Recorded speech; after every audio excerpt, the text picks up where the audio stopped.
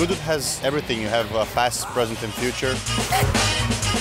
It really is fantastic. I mean, just look at the quality and the quantity of the cars and bikes that are here.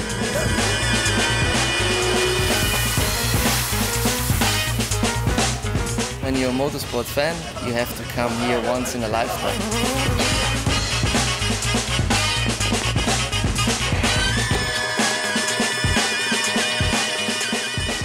I'm passionate, you know, about motorsports and about cars, and some of them are pretty wild looking, so yeah, we'll go take a look.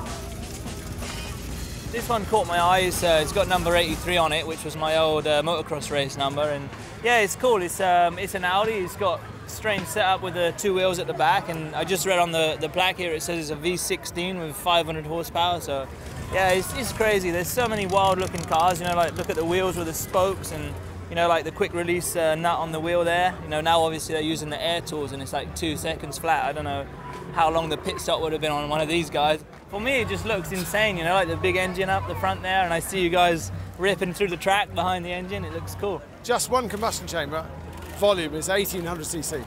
The engine is 28,500 cc.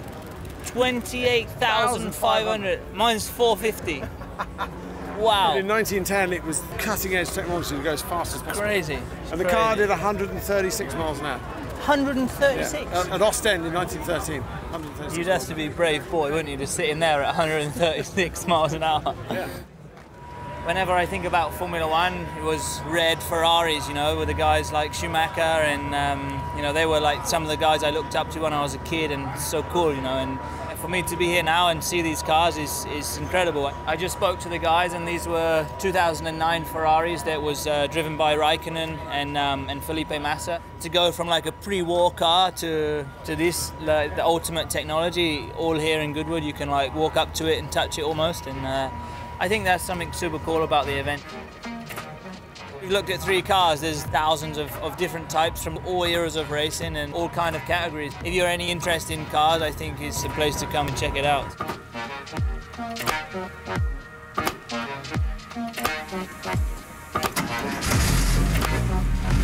It's been amazing. I can't believe it. It feels like yesterday. We, you know, every year was like we're never going to do this again.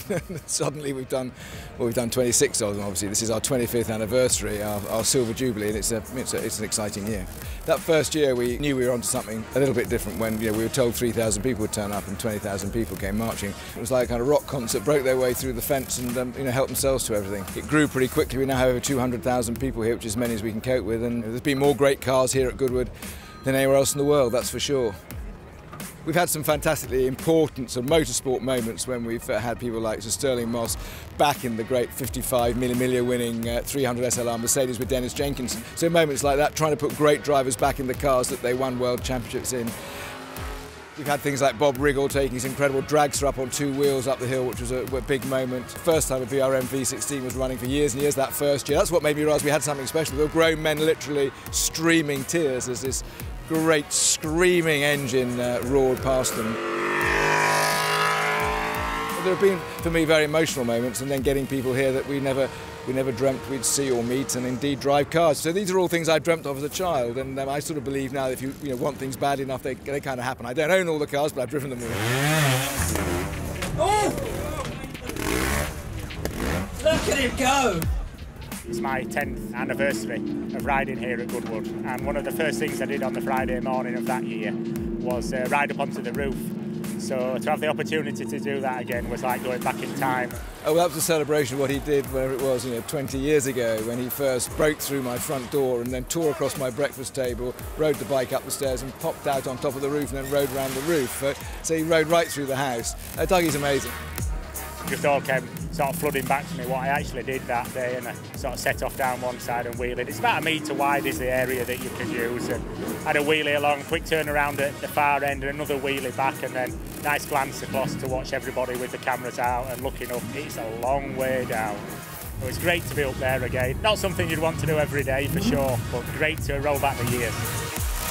The future's exciting, and the future's moving very quickly. So I think we saw, we've seen the car develop over 100 years, and sure, it's developed, it's changed, it's got much more efficient, but suddenly now we're seeing radical shifts. Well, we say it's a robot that happens to have 4 tires. It can drive itself. It has sensors all around it, so it can see the roads with using lasers and ultrasonics, machine vision. A lot of us have worked for years on realizing this dream, and today we're going to attempt an autonomous run up the hill at Goodwood. A lot of us at RoboRace love racing history, but we see now that the car as we know it is over. For sure, the last 10 years, motorsport, motor racing, for sure the engineers are really now a big part of the result. So hopefully we will still have a driver, in a race car, and not only a computer will drive a car. The next steps for us are to prepare for the first major competitions in 2019. So we're busy working for that. We've got a new car that we're developing. The new car will have 2 drivers for one car. They'll be teammates. And one driver will be human, professional driver, and the other driver will be a machine. And they'll have driver changes, and you'll see humans racing the new robo cars and also the cars racing themselves. I think the future is electric for sure. When you see the Formula E cars, how far they've come already from only a few years, but how far electric cars have come in only a few years and what they are able to do. For sure for our health, better as well in the city centers, but still a few hurdles to take before we stop hearing the big roaring engine sounds. It's already my 7th time here, and this year I'm going to drive 2 cars. First of all, we're going to drive the Formula 1 car, and then also the NASCAR over there, quite powerful. So 2 completely different cars, but so much fun up the hill. Here we are having the RB8. It's from 2012, won the World Championship with Sebastian Vettel. So still the V8 engine in that car, so really a proper sound. That's the modern steering wheel. A lot of buttons on the car. You can adjust the engine mode, the mixture, traction control, vents, throttle, differential. It's a lot of downforce, so mega corner speed up there and really good for the show. Here we have my second car, what I'm driving this weekend, NASCAR, completely different. When you look at the car, it's very heavy. It has more or less 1,700 kilograms. If I compare it with the Formula 1 car, it has 700 kilograms.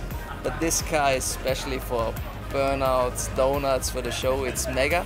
Really good to drive. When you look at that steering wheel, there's nothing at all. But you have to work in that car because the whole car is bouncing, shaking around. Here we have the ignition, what you switch on, the master switch over here, that the car is getting electric. And here we have the start button. In the Formula 1 car, everything up the hill, it's much quicker because the speed is higher, the braking is later, the corner speed. In that car, I'm here more or less for the show. So really doing up the hill, a lot of donuts, waving to the crowds. The people always love it. When you hear the engine sound of that car, V8 really sounds proper. To drive both cars up the hill here, it's awesome. This thing is actually a FD RX-7 1992.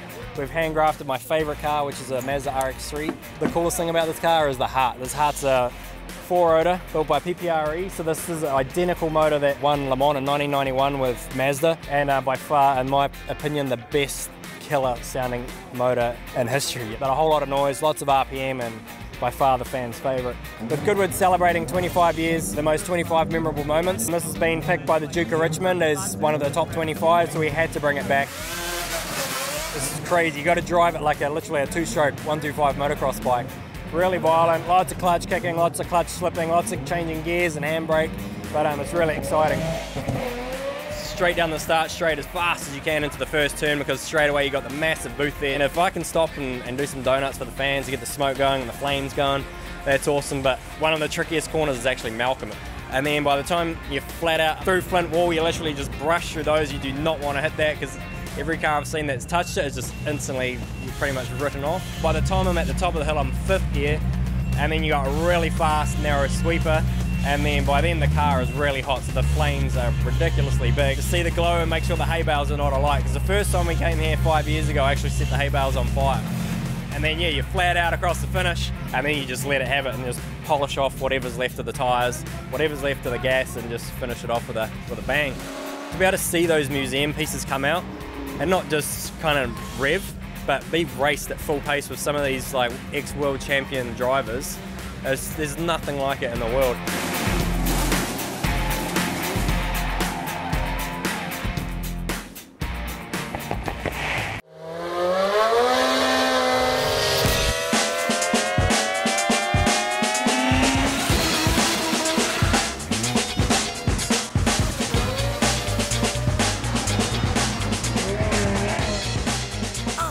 Goodwood has everything. You have past, present and future.